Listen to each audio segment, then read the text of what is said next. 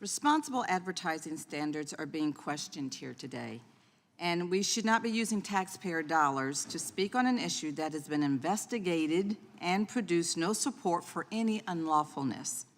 We need to trust the facts that we have gathered, not chase conspiracy theories or force companies to make investments against their will.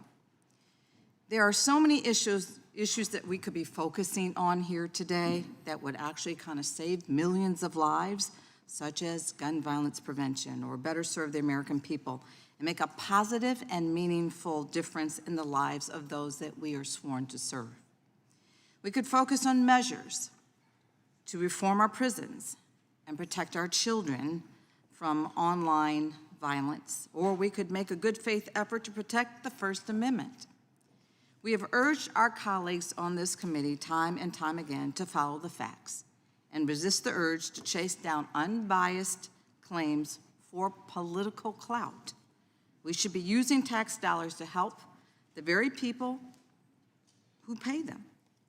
Instead of some of my colleagues in the majority are wasting money so that they may spread falsehoods and distract the public from their inability to effectively legislate. And I want to thank each and every one of you for being on this panel today. But I do have a number of questions, so if you don't mind just kind of answering it succinctly as you possibly can, I appreciate it. Professor Weber-Waller, in the research that you have obtained on the Global Alliance for Responsible Media, are members of GARM within their First Amendment right to voluntarily decide whether to place their advertisements on a certain website or platform? Yes. Thank you. Is this true even if multiple members of GARM make the same decision voluntarily? Yes. In 2020, Spotify entered into an exclusive deal with a podcaster for $100 million. And on this podcast, the host shared COVID misinformation, including suggesting that healthy young adults did not need to be vaccinated, leading prominent artists to leave Spotify over this.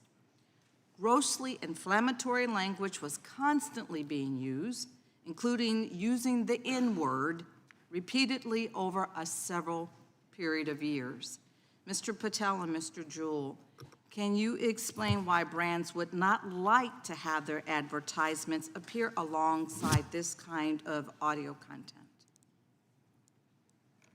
From a Unilever perspective, it would create damage to what the brands stand for and the equity that we've built for many decades around why they exist. Thank you. From our perspective, it's much similar. Companies spend billions of dollars over decades building their brands, committing certain values, making it feel safe, making it feel useful, making it earn its place in consumers' lives.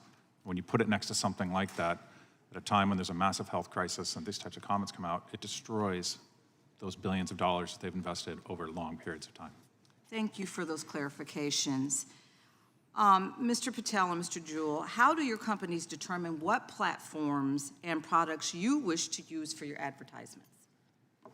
From a Unilever lens, what we do is, and it's different for every brand, we have a job to be done for the brand. We have target audiences, so we have selective demographics that we're trying to address through the brand equity, and then the team locally will work with the Group M to understand where that content is, and then we'll target that through our advertising.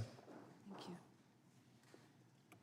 I think that's exactly right. If you want to introduce a new pickup truck in America, you're going to go out and figure out who is most likely to buy that, and how do I match the brand values of what that truck is with the audience segments. So I'll make it up, but we're going to find men between 24 and 35 who believe in durability, toughness, and they like the message appeal of Made in America. We're going to go find the news outlets that represent that audience best and connect them to that audience. Thank you for those clarifications, Mr. Patel and Mr. Jewell. If the committee decides today that companies must advertise on platforms that are not aligned with their brand, how could this affect the future of advertisements? Respectfully, ma'am, what we believe is that we have a right to choose where we want to choose our investments and where we want to advertise our brands. I agree with that.